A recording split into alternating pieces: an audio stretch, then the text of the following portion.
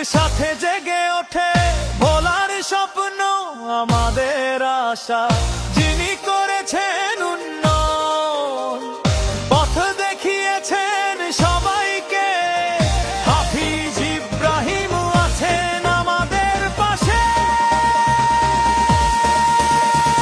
হাত তুলো, তাল মেলাও, ভোট দিয়ে বদলাও ভোলার ভবিষ্যৎ।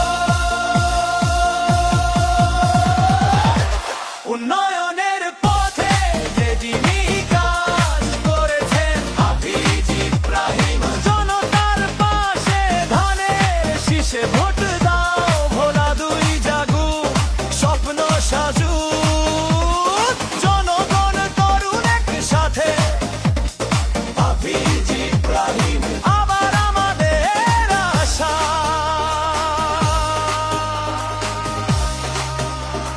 ভোলা দুই ধানের শীষে ভোট দাও, ভোলা দুই ধানের শীষে ভোট দাও, ভোলা দুই ধানের শীষে।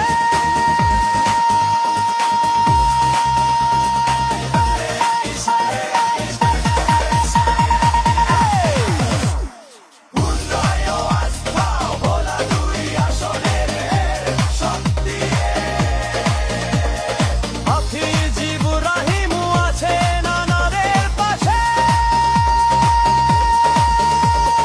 হাত তুলো, তাল মেলাও, ভোট দিয়ে বদলাও ভোলার ভবিষ্যৎ।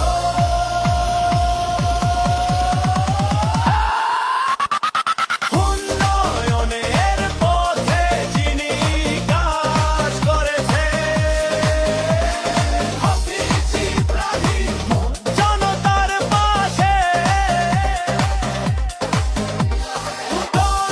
জনগণ আসে ধানের শীষ দাও, হাফিজ ইব্রাহিম আবার আমাদের আশা। ধানের শীষে ভোট দাও, ভোলা দুই ধানের শীষে ভোট দাও, ভোলা দুই ধানের শীষে।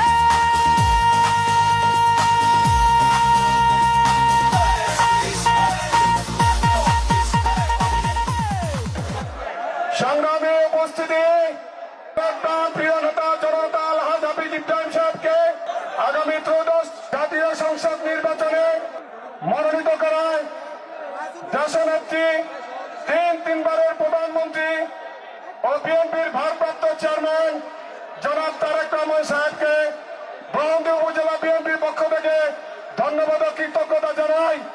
এবং আগামী নির্বাচনে আমাদের মনোনীত প্রার্থী গণমানুষের নেতা জনাব আলহাজ হাফিজ ইব্রাহিম সাহেবকে বিপুল ভোটে ধানের শীষে নির্বাচিত করবেন এই আশাবাদ ব্যক্ত করে সবাইকে ধন্যবাদ জানিয়ে বাংলাদেশ জিন্দাবাদ। সংসদ সদস্য আলহাজ হাফিজ ইব্রাহিম সংসদ উপস্থিত আছেন, মঞ্চে উপস্থিত আছেন জেলা বিএনপির নেতৃবৃন্দ, জেলা নেতৃবৃন্দ, উপজেলা নেতৃবৃন্দ, পৌর নেতৃবৃন্দ ও আমার বিভিন্ন ইউনিয়ন ওয়ার্ডের নেতৃবৃন্দ ও বয়ানদিনবাসী ও মহিলা দল ও সাংবাদিক ভাইয়েরা, আসসালামু আলাইকুম।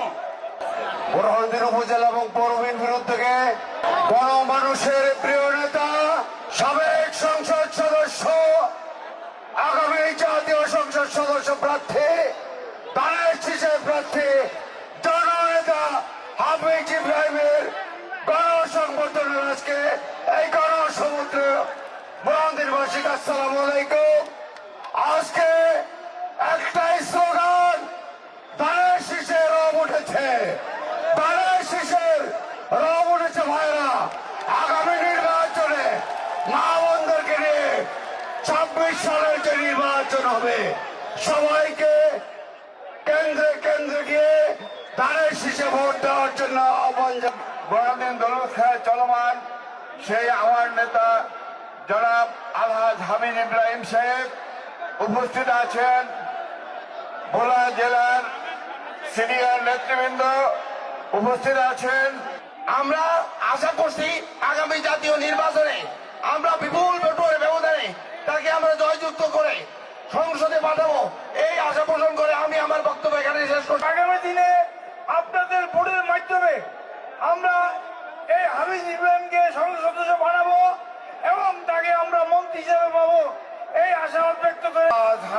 ইব্রাহিমের গণসম্পাদনার সম্মানিত সভাপতি, আজকের এই জনসভার সম্বর্ধনা সভার প্রধান অতিথি, এই নির্বাচন নিয়ে ষড়যন্ত্র করছে, নির্বাচন চরমারাই, নির্বাচন ষড়যন্ত্র বানচাল করতে বাংলাদেশের